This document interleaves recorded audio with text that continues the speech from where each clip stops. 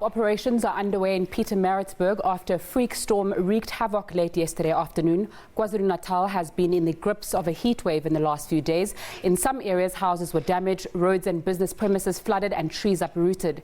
A 14-year-old girl was apparently killed after being struck by lightning in the KwaDukuza area. Authorities are still assessing the full extent of the damage. We now cross live to our reporter Sbongakonke Mbatha.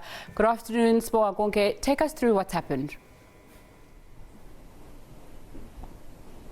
A very good evening, Zinga. From this very morning, we witnessed a lot of families in and around different townships outside Pietermaritzburg, in places in and around Edendale, townships like KwaDukuza, Kopsdale, townships like KwaDukuza, different places where people are trying to pick up what's left of their belongings after yesterday afternoon storms. As they had explained it, it seems like yesterday afternoon at around 3 p.m., that's where the storm happened, and they saw tiny bits of rain, and then a few minutes on, the storm didn't even last an hour but managed to wreak havoc that destroyed the homes of many families. The two families that we did actually manage to meet up with today, many of them, there was one particular house where there were 3 families staying in that house, and a large portion of that house had fallen apart, and it housed close to 20 people, and 20 of those people, including 11 children, did not know exactly where they are going to stay,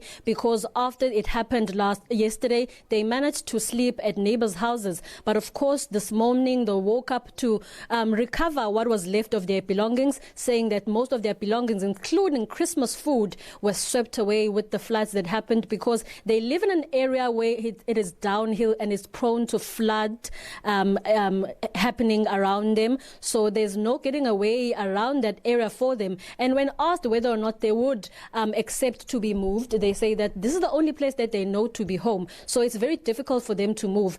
And as it is, most of them are renting out these places, so they do not have any residential areas that clearly belonged to them, so they can't exactly, moving is not exactly the best option for them at this particular moment. But it was, of course, devastating moments, because there was a lot of children and many of them had to be saved just in time. And at a house, the second house that we visited, their entire roof was blown away, and a portion of it was stuck on a tree that also fell onto a road, which affected electricity. So it became a continuous problems that happened one after the other, because there was also a cracked road that interrupted the sewage that works for the entire area. So you can imagine that almost the entire outside of Pietermaritzburg was dysfunctional this morning right up until the afternoon, because many of these families and these people were trying to salvage what they had, and were trying to fix the roofs that were broken, and were trying to gather their belongings that were swept away by the wind.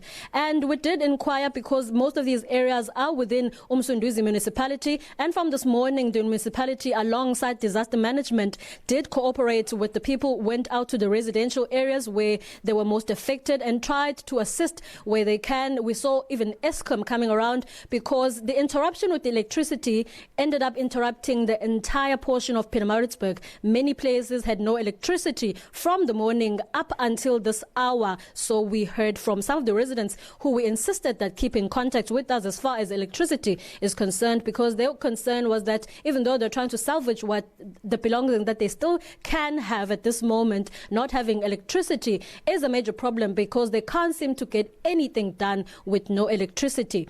And they did say that they are pleading with government to assist them where they can, because right on top of them, especially the houses we visited today, there is a ground. They're saying that if perhaps a structure can be erected there so that they live there until they manage to perhaps fix their houses. It is a terrible time, because they're saying that their children were looking forward to Christmas, which is 6 days away, and now this happens, which means now instead of worrying about what to get their children for Christmas, they have to worry about where do they sleep, what roof are they going to have under their heads. And when speaking to government did say that there is an operation underway to try and assist the most affected areas, because we do understand that this storm did affect not just outside Pietermaritzburg, but it did stretch all the way until St. Lucia, including the incident of the 14-year-old young girl that passed away after being struck by lightning.